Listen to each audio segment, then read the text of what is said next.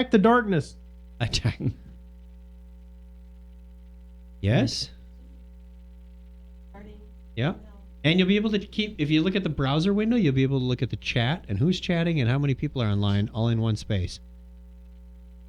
Yes? Oh, yeah. Yeah, that's why I'm switching around. We're going to the stream now thing instead of scheduled event. Stream now. Oh, I didn't send That's out a something to do with tweet or work? anything. Internet can totally see you now. That's what it says. The internet can totally see you now. Oh, no. Oh. That's the error message. All right, we don't even have our pre-show banner on the screen, but hi, welcome to Technorama. We're going to get started in just a minute. We're just making sure all the audio and video components work. Craig, I threw in a media corner thing. You said you were going to do that. You had one job to do today. No. You got a better one than what I put in? Yeah. Go for it. I was going to put media corner. I already typed that. I am looking for the media corner. That's a little too... Well, based on how much we've been drinking this afternoon, that's probably a really good question. That's all right. There you go. We'll save the thermostat for later. I actually thought of that one earlier. I just forgot to come type it in. Hey, I'm looking for the media corner. Where is it? That's appropriate for our state of mind right now. Wow. So you've been partying all day? Pretty much. Since about 3 o'clock. 3 o'clock? Wow. Mark Trubel brought by the apple moonshine. Oh, that's where the moonshine came from. Brian brought back, like... 2008 beer. The 070707 Yes. Stone Brewery stuff. Whew. I'm trying to drink water to dilute my blood content right now. I hope I hit the right buttons at the right times. Let's just don't cut yourself. You may bleed out. All right. Ready to start? Are you? Do we have any viewers yet? Probably not. One. All right. Ben. Thank you, Ben. Ben Vaughn. Ben's the man. Long-time loyal. He probably has a calendar appointment every Sunday night that says, hey, it's Technorama time. Yeah. As I would recommend anyone else who's viewing this later. I thought you said 10, and I was like, oh, cool. Oh, Ben. 10? I'd be doing backflips if we had 10 viewers. We haven't had 10 viewers since the old days. Was that the Ben that was here? Wasn't there a Ben? No, that was Ben Blixt. This is Ben Vaughn. We're happy for Ben, too. We're happy for Ben Vaughn. We've got lots of Bens. Oh, Ben Rangaton. Different Ben. Does that mean Ben and Excellent. Keith? That's our Ben. Or Probably Ben and Keith. They Watching probably the same share. screen. Hi, Ben and Keith. Oh, Ben and Keith. That means we're going to get some real-time live feedback as we make mistakes. You guys should be here. What are you doing there? You should be here. Well, they've been interviewing and in No, I know. what, Hollywood all weekend? It's been a crazy weekend. They've They've been in forewarned us about Hollywood. this. Wow. Yeah. They've been doing interviews for their show. They're too big for us now. We They're can big time. appreciate that. They're hobnobbing.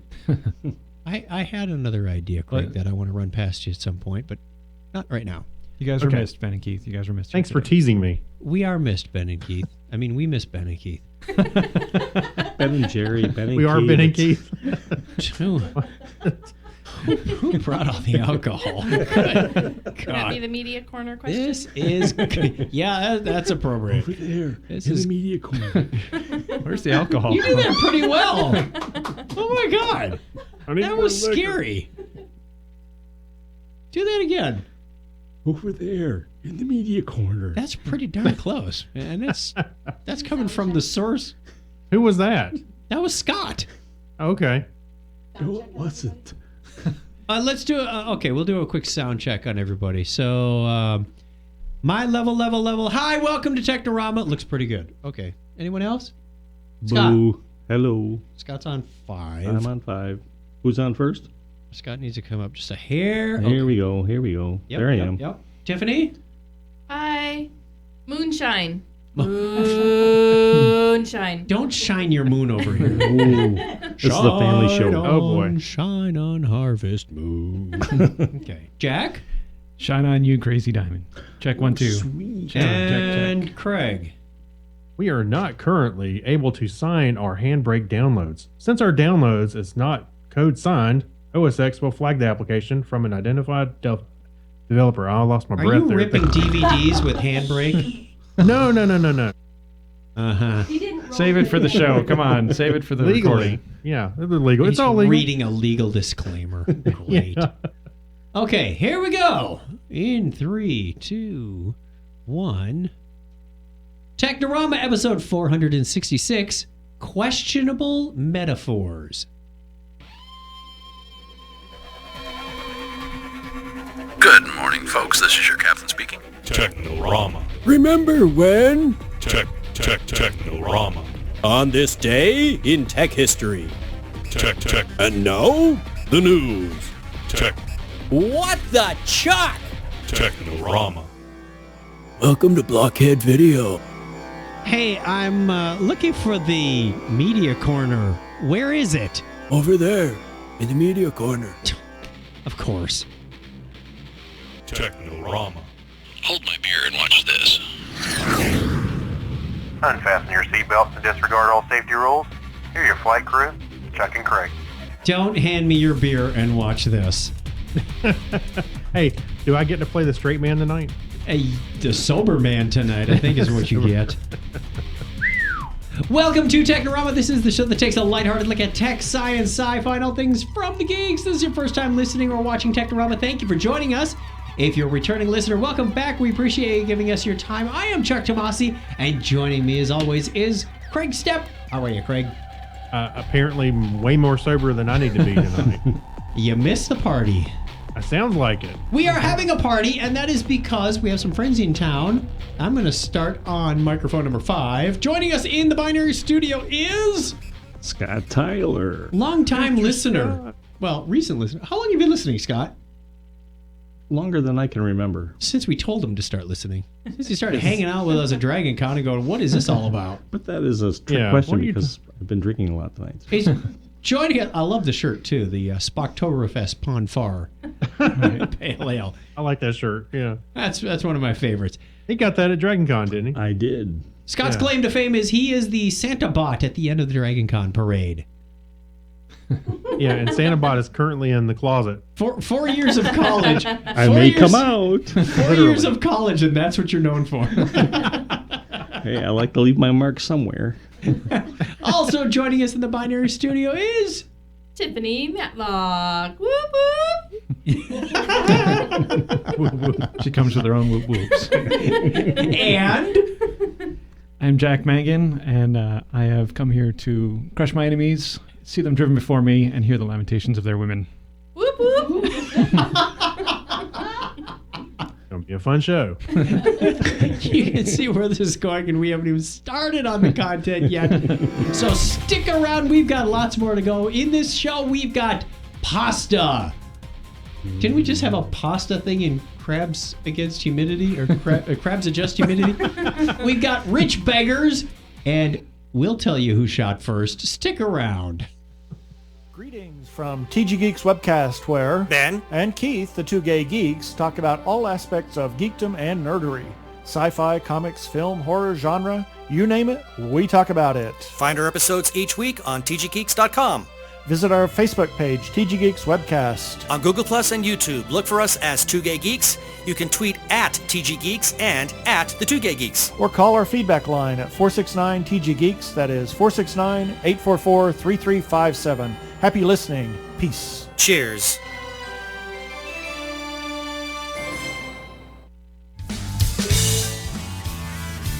Hi, this is Dave Slusher from Evil Genius Chronicles, and you are listening to Technorama, because you're in the cool club.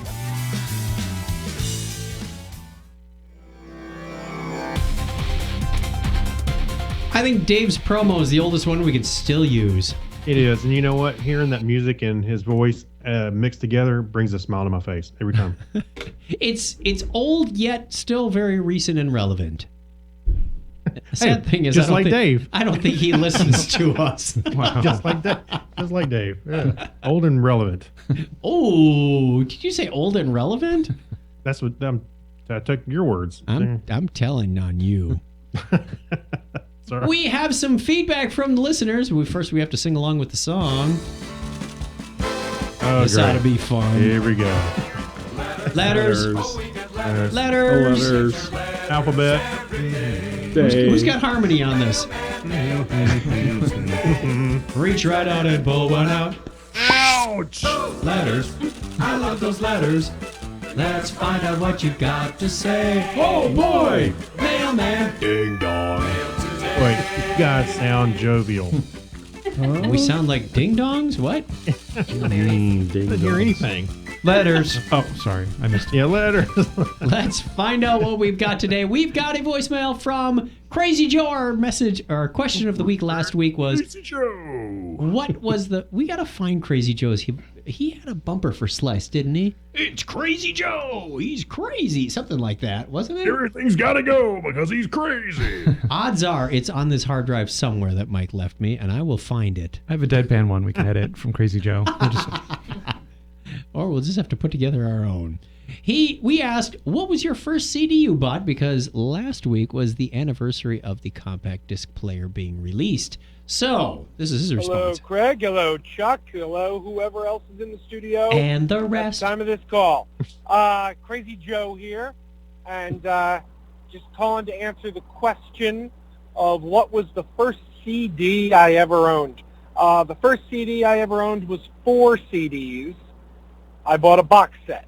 First CDs I ever owned was the Monkees' Listen to the Band 4-disc box set. Good stuff. So there you go. I actually bought a CD player to buy that box set.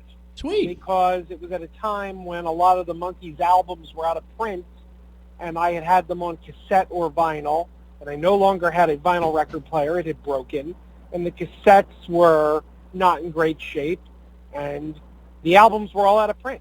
So I said, well, I can get this box set that's got almost everything, and I went out and bought a CD player just to buy the box set. So there you have it, and I'll talk to you later.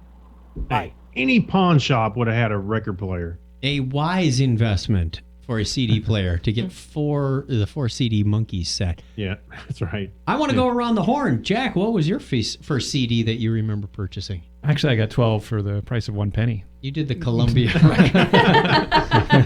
Yeah.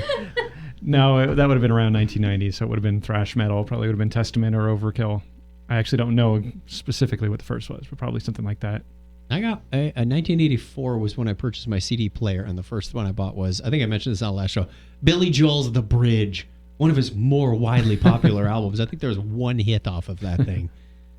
Tiffany, do you remember your first CD that you purchased? Maybe, because I think I bought some CDs at Tower Records along with the CD disc changer was with my own money. And I want to say Cure, The Wish was my first CD. Ah, there you go. Yeah, I have a strong memory of that. Great CD, by the way. Scott, do you remember your first CD?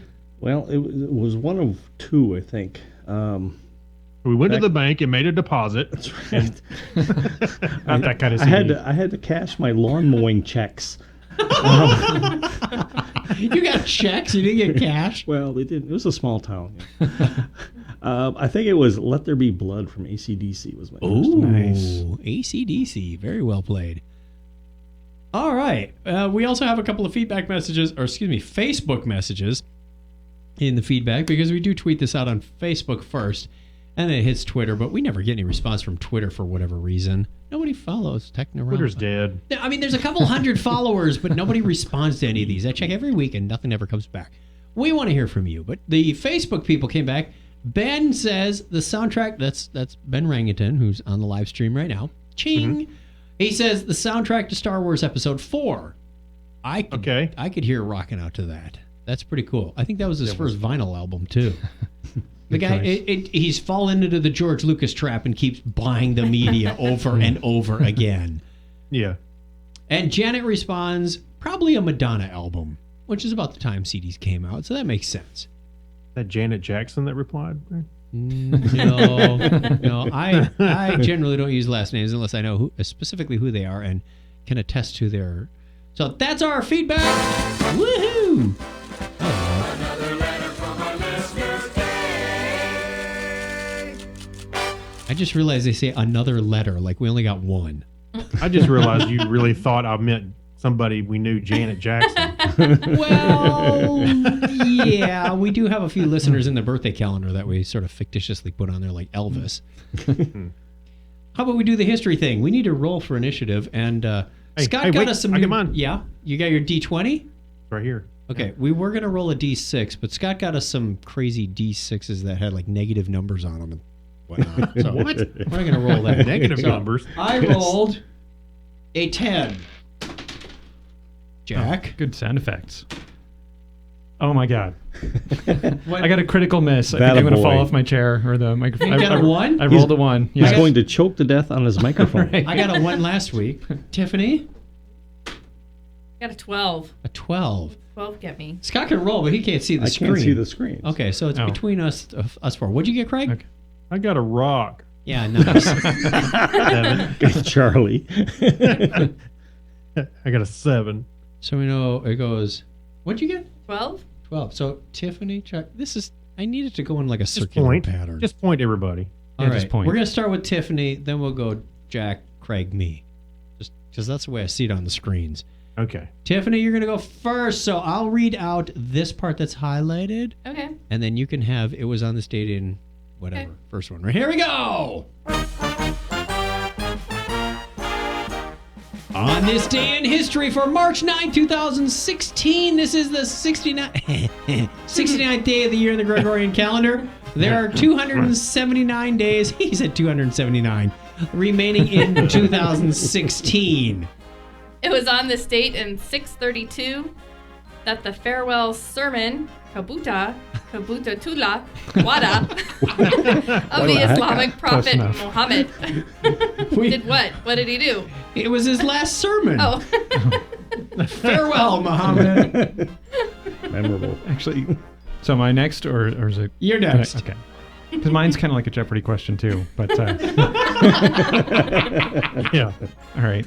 It was 1,007 years ago today that first known mention of Lithuania in the annals of the monastery of Quedlinburg for 500, Alex. Craig? Okay. The fleet of Pedro Alvarez Cabral leaves Lisbon for the Indies. The fleet will discover Brazil, which lies within boundaries granted to Portugal in the Treaty of Tordesillas in 516 years ago. It was 220 years ago today that Napoleon Bonaparte marries his first wife, Josephine de Beauharnais. We'll go with that. I'll taunt you a second time. All I can picture is Bugs Bunny. Josephine, mon petit garbage. On this day in history, the first documented discovery of gold in California occurs at Rancho San Francisco 6 years before the California Gold Rush. That was 174 years ago today. Take that, you Sutter's Mill. That same date in 1862, American Civil War, the USS Monitor and CSS Virginia fought to a draw in the Battle of Hampton Roads, the first battle between two ironclad warships. McCarthyism. CBS television broadcasts the See It Now episode, a report on Senator Joseph McCarthy. McCarty. I had it right. Produced. Well, I corrected myself. Who's been drinking Produced by tonight? Fred Friendly. Hello there. On this date in 1954. I'm Fred Friendly. Not one of Wisconsin's more proudest moments producing Joseph McCarthy. Probably a big jerk, Fred Friendly. 57 years ago today, the Barbie doll makes its debut at the American International Toy Fair in New York. Dr. Belding Hibbard Schreiber.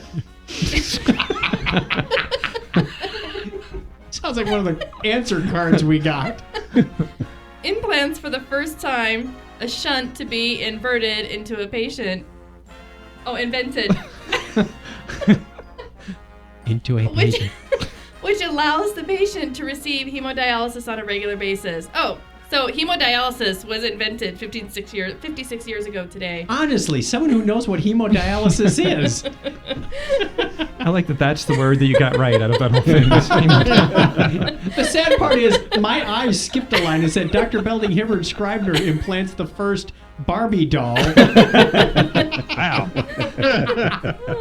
Also today, in 1961, Sputnik 9 successfully launches, carrying a human dummy nicknamed Ivan Ivanovich, and demonstrating that Soviet Union was ready to begin human space flight. They named the dummy. They did on Mythbusters, too. What they do. All right. Observers in China, Mongolia, and eastern Siberia are treated to a rare double feature as an eclipse permits the Hale-Bopp comet to be seen during the day 19 years ago today. I remember Hale-Bopp. I have a picture of that. I have my Nike sneakers from that. Weren't they a British rock band? No, that's the cult that the people wore the Nikes and Here, their committed tour suicide. swung through the city twice. That same date in 2011, Space Shuttle Discovery makes its final landing after 39 flights. And if you thought that was fun, folks, here come the birthdays. Because happy birthday goes on to this date, too.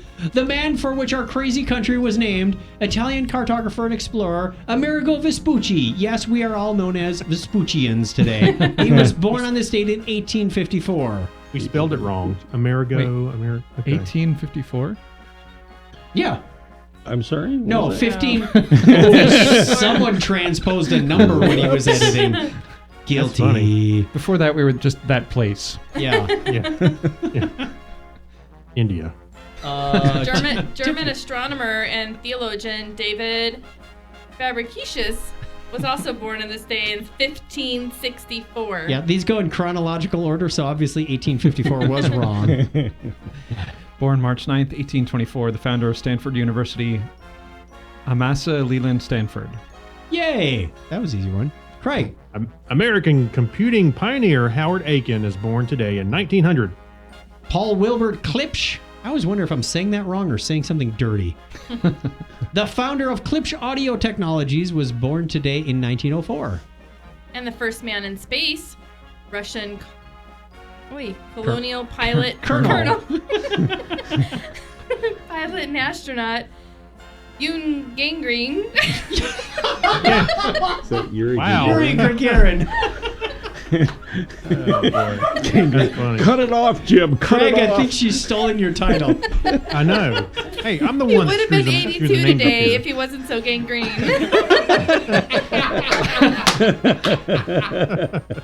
All right. Damn it, Jim. I'm just a doctor. That's right. American chess player and author Yun Gangrene would have been 73 today. Oh, no, I'm sorry. Bobby Fischer would have been 73. And finally, journalist David Polk is 53. The marching band has left us, but Hey. if they were still here, that's the way it was. On this Chuck, day, yes, that was my line at the end. for March 9th, I had to finish this up. The band You left. can't just steal my stuff here. Darn Skippy. He's done that all night. I know. I was practicing that. everyone. Then good news, everyone. Well, actually, this isn't good news. I should have played the bad news first. Sorry. Let's do bad news. Bad news, everyone. Bad news is that Tony Dyson has passed away. Who is Tony Dyson, you may ask? He's the man who built the original R2-D2. You know, I thought it said Tony Danza at first. I was like, what? No. We are all over the bad names today. One of the most iconic non-human characters in movie history, R2-D2, was the handiwork of many people. Beloved concept artist Ralph McQuarrie designed him. Kenny Baker helped bring him to life. But it was Tony Dyson who passed away today at the age, well, today as of when this article was written, at the age of 68, who had the daunting task of building R2 as a real-life droid. In the 1970s, Dyson owned the White Horse Toy Company in the UK and worked uncredited on the films like Moonraker, Superman 2, and Dragon Slayer as an effects supervisor. Uncredited? Yeah. Wow. That's pretty Okay. sad. When George Lucas began production of Star Wars in the country, he tapped Dyson to bring McQuarrie's artwork to life. We have a couple pictures on the screen. Mm-hmm. Dyson modeled the building process on the same technique his toy company used to mold rocking horses. He built 8 droids for the franchise, including multiple remote-controlled versions, 2 versions that Kenny Baker could sit in and operate, and a throwaway model for Empire Strikes Back that was hurled into the swamps of Dagobah. Oh, pretty sad. Throwaway model. Stunt double. Spit it out. Later on in his life, Dyson turned his focus to artificial intelligence and robotics, building bots for Sony, Toshiba, and other electronics companies. Dyson was immensely proud of his work on Star Wars and even set up an R2-D2 Builders Club in the UK so fans could craft their own astromechs, although the always litigious Lucasfilm mandated that he couldn't build them to the exact specifications from his designs used in the film. It's the same club from which the two designers were selected to build R2-D2 prop for The Force Awakens, ensuring Tony's legacy in the franchise will live forever. Yeah, I think it's funny that the Lucasfilm was so quote unquote litigious against these people, yet they turned to the R2-D2 builders group for The Force Awakens. I mean, come on. You guys can't build those because it's against. Oh, we need someone to build those. That'd be great. Hey, there's a whole group that does that. Hold on, I'll get them on the phone. And they're cheap. Yeah, they'll work uncredited. See? Anybody want to take the New Zealand story? Anyone? They're pointing fingers on the other end of the island. All right. I'll do it. Okay, Greg got it. Pastafarians rejoice. Yay! You guys know what Pastafarians are, right? Yes. Okay. So the New Zealand legally recognizes the Church of the Flying Spaghetti Monster weddings. Pasta. Okay, New Zealand Pastafarians rejoice because the country best known for the Lord of the Rings now legally recognizes the Church of the Flying Spaghetti Monster weddings and has approved the church's head. Keep thinking like a big meatball or something. As a marriage celebrant. Capable of performing wedding ceremonies. No word of the spaghetti and meatballs is served at the reception, or if that's sacrilegious. Cannibalism, I tell you. I know. So different strokes for different folks, but who am I to judge? Who are we to judge, right? I am just a. Wait, I'm okay. This is kind of weird reading an article when the guy's referring to himself, the author. The head of the church. Yeah, the head of the church, Karen Martin, has been dubbed the minestrone. Minestrone. We have swords, we have noodles, pasta involved in the ceremony. It's a bit of fun, Dr. Martin says. New Zealand's Department of Internal Affairs late last year approved the Church of the Flying Spaghetti Monster's request to be able to Storm said sodomize. Not that kind of noodle. Almost said it. Again, who's been drinking tonight? Keep your meatballs where they belong. That's right. Hey, that's pretty amazing, I guess. Wait, wasn't whatever happened to the Church of the Jedi or whatever it was? When they were trying to be recognized in some places. I'm sure yeah, they're still around. And wasn't there a Klingon thing too? You know what? I wouldn't doubt it. Yeah, all over the place. That's right. All hey, right. Yes. Whatever creams your Twinkie, go for it, right? That's a different church. I think we had that card tonight. Craig, we've just been playing Crabs Adjust Humidity, which is a takeoff of Cards Against Humanity. So please watch the innuendos. No, it's not going well tonight. Yeah. Our listener birthday calendar, we have several people, two of which may or may not have been here tonight. We have on the 9th, when this show airs, Tim Adamek and Lisa Godo. And why didn't Tim here? Say he should have been here. He said he was a maybe on this party, but he's got to work crazy hours. He works like 4 10s, and they run over on Sunday, so I can't help the man. We also have Ed Ovett. We know Ed. Ed is a longtime podcaster and podcast listener. The 11th is Andy Helbsby of Absoblog and Lootly, and Ken Kitzman, a.k.a. Kitzken, Chooch Schubert. No, we just call him Chooch. He's on the 12th. The 13th is Joanna Gonzalez, a.k.a. Mighty Joe. Eric Rice is on the 13th also. And don't forget, March 14th is Pie Day. Pie. Yay! Pie. Happy Monday, Pie Day. Pie. I know what I'm ordering for dessert Pie. next Monday. Pie. If ice cream? Are we done? Pie. Spaghetti. Spaghetti.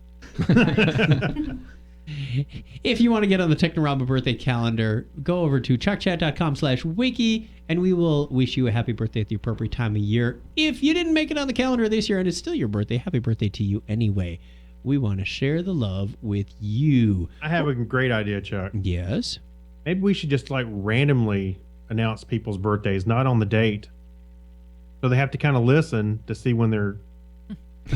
Because it might be in September and we're in March. Is that what you're saying? Yeah, it doesn't matter. We'll just roll. And I say, get okay, confused on which ones I said and which ones I didn't. Come on, there's got to be a systematic approach for this. We can make a spreadsheet for that. Oh, no databases this time. Come on. Happy unbirthday. Happy unbirthday. Ooh, a very, yeah. I'm trying to get Alice the in listeners Wonderland involved. thing. They got to listen for when they're called, not necessarily. This isn't the lotto. Your pick 5 numbers are Ken Kitzman, Shoot Schubert, and Lisa Goto. All right. Everybody you read off, you give $5 to. We're going to take a quick break. We'll be right back with the Hacks and Strange stories and a whole lot more. Stick around. We have another clip you'll want to hear right now.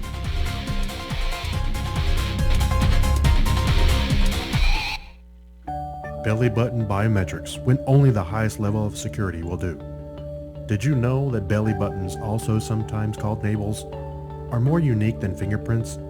Protect your high security data with BBB, the 10,000 DPI scanner now without the annoying sunburn. Belly button biometrics fits in great with today's bare midriff styles too.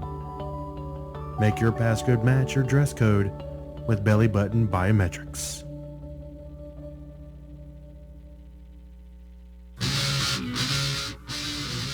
Whatever, this is Eric from The Eric Rice Show, and you're listening to Technorama.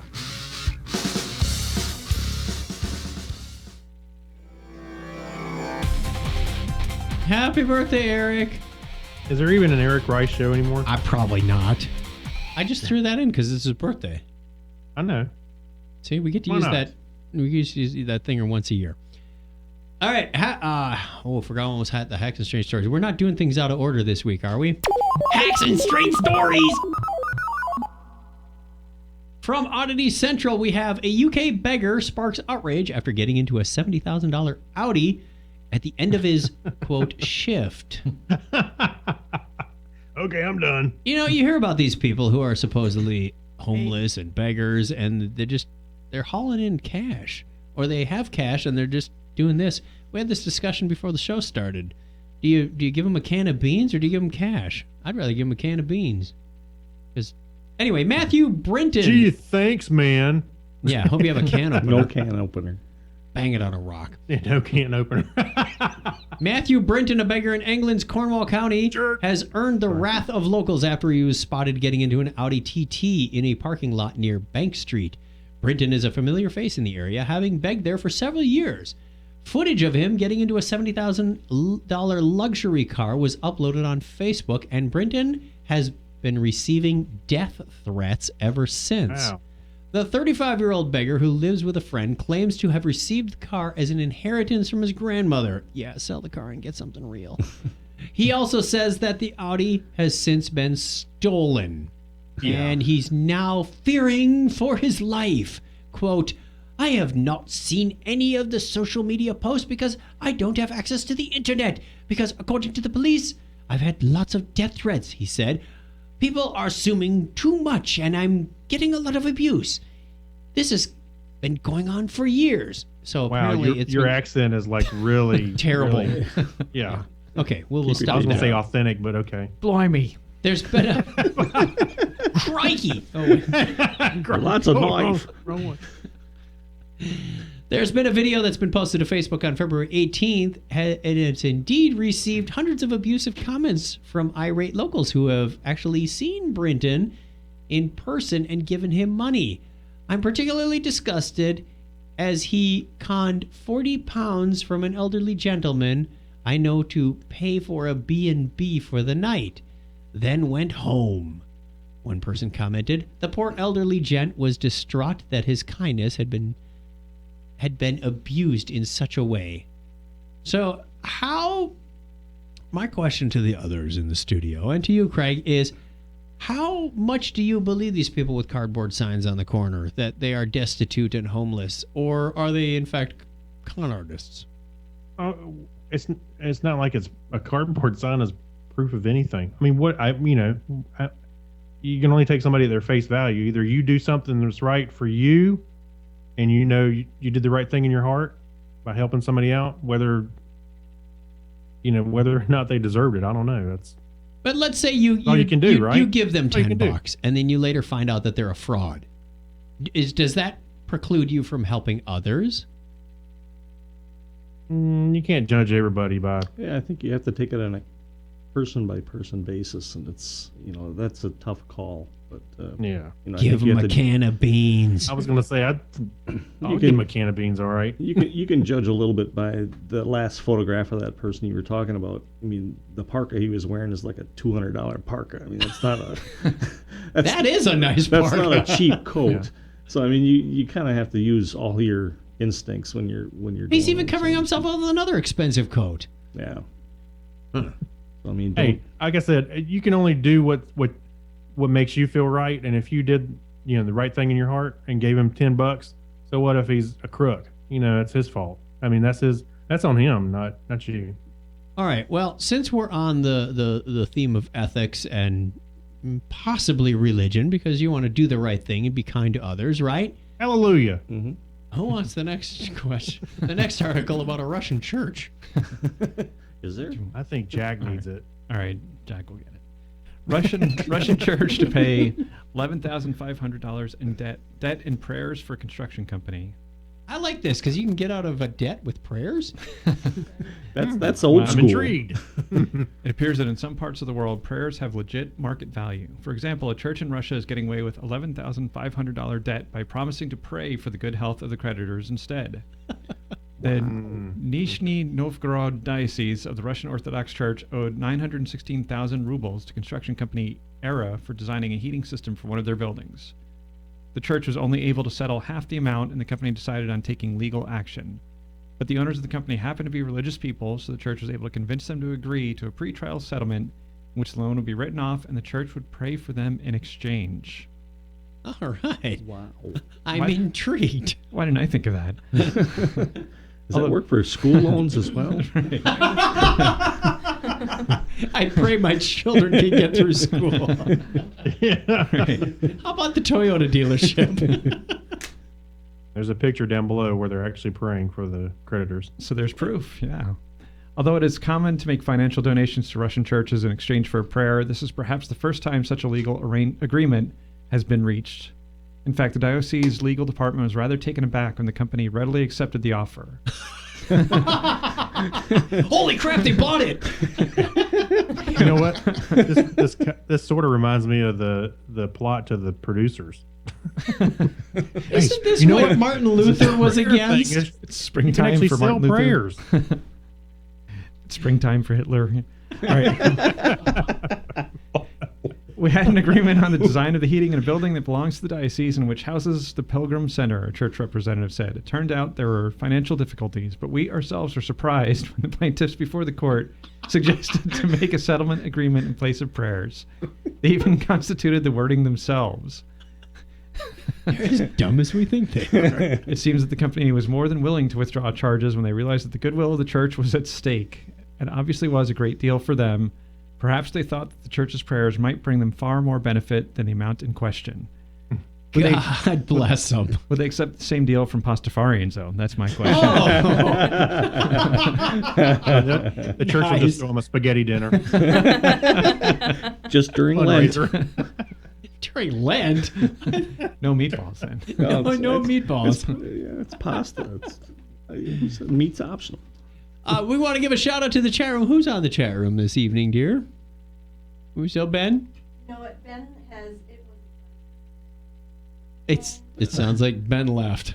Okay. No, that was Man. Oh, that was it was a pleasure. Oh, because he was responding to a comment we already made. Okay. So. No, that was there right when I got on here. So I'm not sure Okay. Ben's on this How many viewers are on? Two. All right. If you want to be part of this twosome and make it a threesome, we want. Careful. We want to see you on Sunday nights at 9:30. Just head over to chuckchat.com/Technorama. Click on the Watch Now, Live Now, We're Live, something like that. There's a big button on the right-hand side that you can see. Easy to click, and we will be there.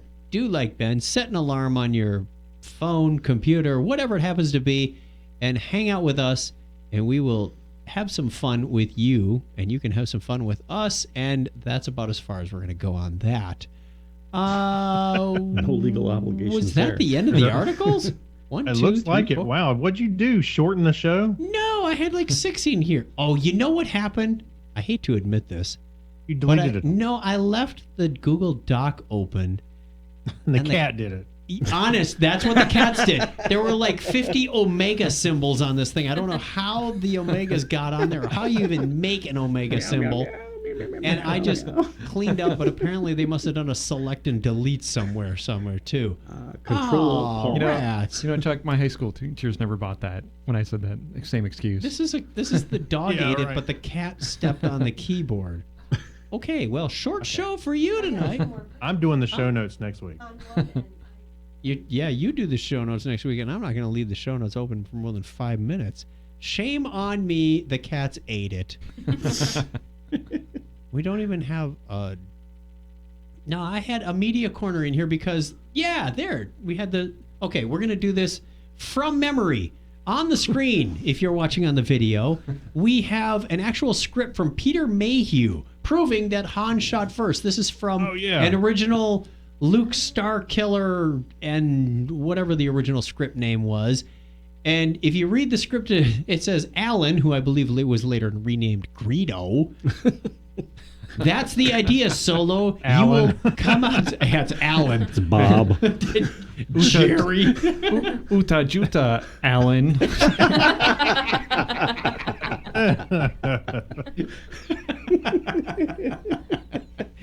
That's the idea, Solo. You will come outside with me, or must I finish it here? Han says, I don't think they'd like another killing in here. Uta Juta, they'd hardly notice. Get up.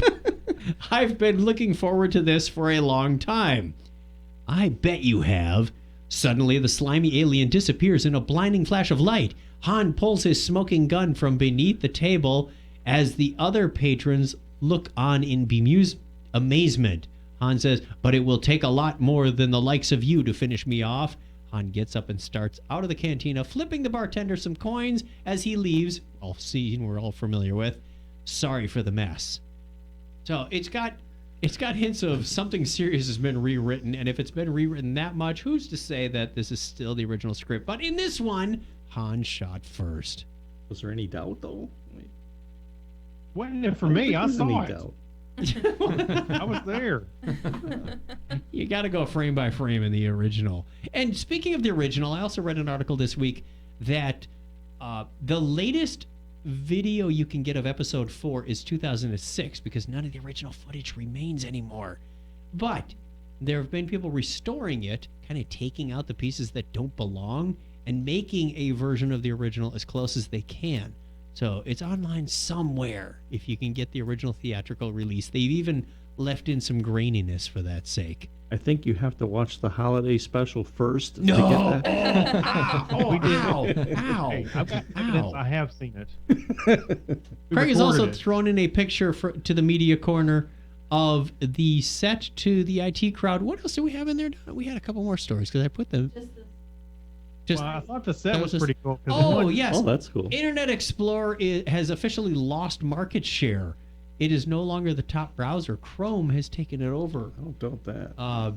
They are effectively saying, as estimated around May of 2016, Chrome will take over Internet Explorer as the leading market share browser. So, thank Why not? goodness. I mean, for crying out loud, that's been way late coming for a long time. Well, the main reason that I understand is it comes with the operating system. So a lot of people just default to using what comes with it rather than going out on the internet and searching for another browser. They go, oh, why should I bother? The other is corporate environment. They can manage this with group policies. They can do that with anything now. You can, but it's sort of like, well, it's Internet Explorer, it's Microsoft, we can manage it. It's got all the patches and registry keys. I mean, I'm serious. You can do that with Chrome now. So I know. that's what's the point? We're What's your not point? What's your point? The point is that most people don't go that extra effort. They take the default. Mm-hmm. But now people are starting to see the light. So Craig has also included a link in the media corner to the set of the IT Crowd, one of our favorite British comedy shows. With but look at the picture, man. It's got, the one thing about their set is they had almost everything you could think of eye crammed in candy. every corner. It was like a Where's Waldo on that set. Like, Yeah, oh, look, the a Commodore PET. Oh, an Altair 8800. It was fun to spot what you could spot in that set. And you've included a picture, including the red door where Richmond apparently goes. Don't open the red door. And if you want to find that, show notes in the Technorama website. A lot of fun. We give our shout out to the chat room, and we're missing something in the Geek Library. See, the drinking slows down and everybody gets quiet. Well, we can fix that. Craig, can you speak more quietly, please? Okay. 101. Use your Barry White voice. Yeah. We are going to back out before someone says something really embarrassing at this point. Give the listener back a few minutes of their life. Thank you, Craig, for joining us. Oh, yeah, you're welcome. Thanks, We're going Craig. to end the video stream after this, but we do have a special show right after this for the Patreon listeners. That's what's missing, our Patreon people. Look at the whole table of Patreon. It's missing. Thank you to our Patreon patrons. Oh, my gosh. I know, those cats, I tell you. It's no wonder they're out in the garage tonight. Call us on the listener line if you've got feedback, 206-222-2428. 206-222. Chat is the number you want to call. Or email us, technorama@chuckchat.com. Thanks, Jack. Thank you, Chuck. It's been fun. Thanks, Tiffany. Thanks, Chuck. Thanks, Craig. And thanks, Scott. Thanks, Chuck. Thanks, Craig. And we will do another quick show for the patrons right after this. Craig, binary high five. 101. Hey, baby. My sultry voice, baby. Okay, regular show over. Let me save that. Not file close. Thank you. We are now up to 8 patrons. Who's the new one? 8 patrons. Let's go look at it. We got a new one this week. We were up to 7. Huh? Just We have- stop the stream on. We got Dennis Patanud, somebody we can't pronounce. What? Dennis Patch. What's this we can't pronounce? business? Dennis Patnaud, Naude. The mouse in his pocket. Alex Duran, Ben Fraun, Ed Davis, Saturday Morning Media, Steve Therian, Mike Wills, and Kyle Nishioka. All right. We're up to 8. Cool. All right. We are Another going to do $1. our. Yes. As soon as this finishes saving, we'll do our special patron show.